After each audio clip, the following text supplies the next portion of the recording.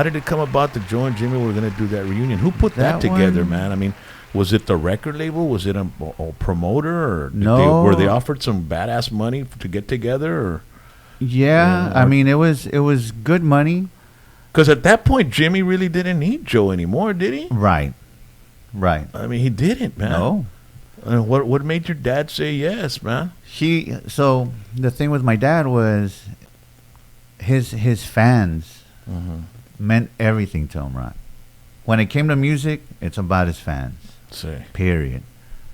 So nunca faltaba. We would go and play, and hey, when are you and Joe and gonna do a show? Gonna do a show? Are y'all gonna do a reunion? Are y'all gonna record another album? Are you gonna, you know what I mean? So after a while of people putting that in your head and whatever, so my head was like, you know what? Let's do it for the fans. If the fans want it, let's do it. Well, he had to get Joe on board, though. Right. So then that was your dad's idea to get it together like that? That? I wouldn't say it was his idea, but I think they both wanted it. You know what I mean? Well, who made the first call, man? I wouldn't. That one, esa no la sé. Like, your dad, did he come up to you and say, hey, we're going to do a show with Joe, or what? What did he tell you guys? Right. Like, the first time he was like, hey, I spoke to Joe. And we're like, what do you mean? And yeah, I spoke to him, and we're going to try to see if we can get some shows together. And you didn't ask him, well, how the hell did that happen, Dad? I didn't. But he was like, but we'll see what happens. So it was a process. You know what I mean? It wasn't overnight, like, orale, next week and we're doing something. Yeah. So what was your first reaction when he said that, bro? I was like, it was, I mean, were you excited? Or yeah. Oh yeah, for sure. Yeah. Mind you, porque this was way before any of his personal issues came about. Joe's. Yeah. So to us, we're like, dude, we're gonna play with Jimmy and Joe. You know what I mean? And it was actually going to be. It became part of history. It was a historical thing. Yes, and you were going to be part of it. Yeah. So we played. We played in McAllen at Graham's. We did a show in Laredo, in Victoria. Packed houses. Packed. Hasta el tronco. Packed. We did one actually the first one in Corpus. Joe didn't show up. He showed up. I'll take that back. He performed first. So that was the deal. His band would play first. We would play. And then he would get up and perform with us. Yeah. You know? So we did a show in Corpus. Joe performed. We performed. And we're calling Joe up. And he took off. And the fans were like... Oh, man, dude. Like, dude. And that was what, the first gig? Or that was the first gig in Corpus. And if I'm not mistaken, I think it was AC Cruz that was there. And he called him. Put it on speaker on the mic, and he wouldn't answer. You know what I mean? And left him a voicemail. Hey, you were supposed to perform with Jimmy. Your fans are waiting here, and you just took off. Like, call us back. Damn, bro. Y no llegó. So that was like, you know, it was a recurring occurrence. Yeah. With Joe, you know. He had that rap. You know he had that rap, man. Yeah. So then what happened? So after that one, what did Jimmy say? That was the first show, and you all had more gigs already lined up as that, right? Because I think when I saw you guys at Graham Central, I don't remember Joe's band playing. I remember just you guys with Mazz and Jimmy and Joe. No, they performed. They did. Well, I guess I showed up late. ¿Cómo andabas? Andabas para que para acá. No, but so that was the deal. Okay. Joe would open up. We would go, and then so little by little, Joe was like, "Well, you all open up, and Jimmy, you get up with my band." My head was like, "That's not gonna happen. And if that's what you want to try to pull, we can call this, call it off." Se acabó el pedo. Because at the end, we didn't need Joe.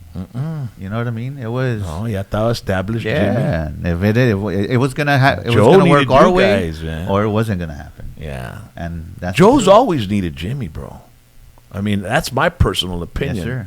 I mean, I think agree too. Joe's always needed Jimmy because Jimmy was able to move forward, you know, musically and with his career, And it seemed like Joe just kept skipping and skipping, bro. I mean, I could never get off the ground. Right. And I think a lot of it had to do maybe with management and getting the bands, keeping the bands together, whatever. I don't know what it could have been, but that was very noticeable. Yes. So then you all kept the train rolling then, huh? Yeah, so we kept going, and then they came down to an agreement orally. So Joe will open up, Jimmy's band, and then Joe will go up. So we finished the dates, right?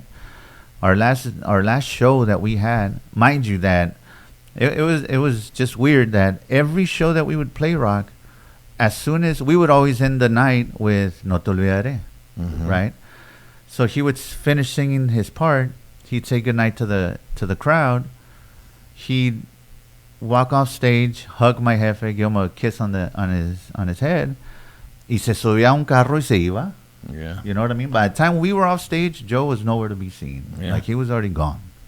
So it was like, orale. I mean, it's cool in a way. That's just do your job. And you don't care what you do after. That's superstar status. You know what I mean? Like, well, like I was mentioning earlier, his circle was very, like, he wouldn't let too many people in his circle, man.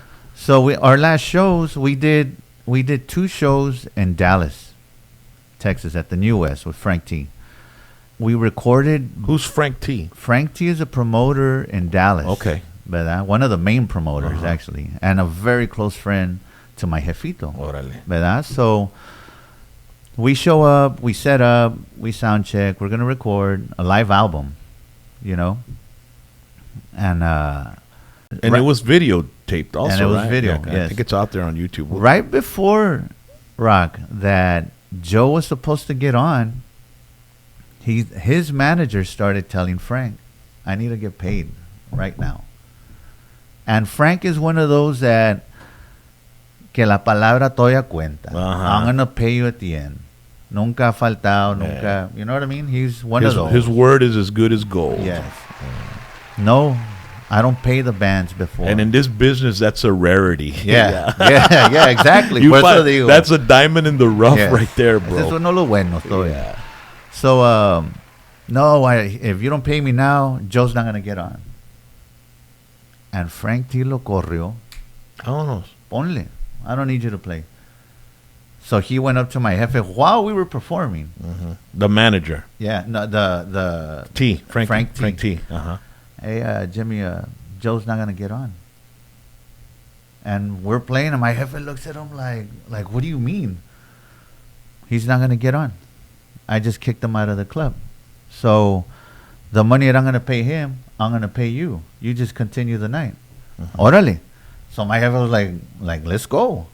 Pues ahí donde Frank le dijo a mi jefe eso, pues Joe se regresó wait a minute. Yeah. Y se subió.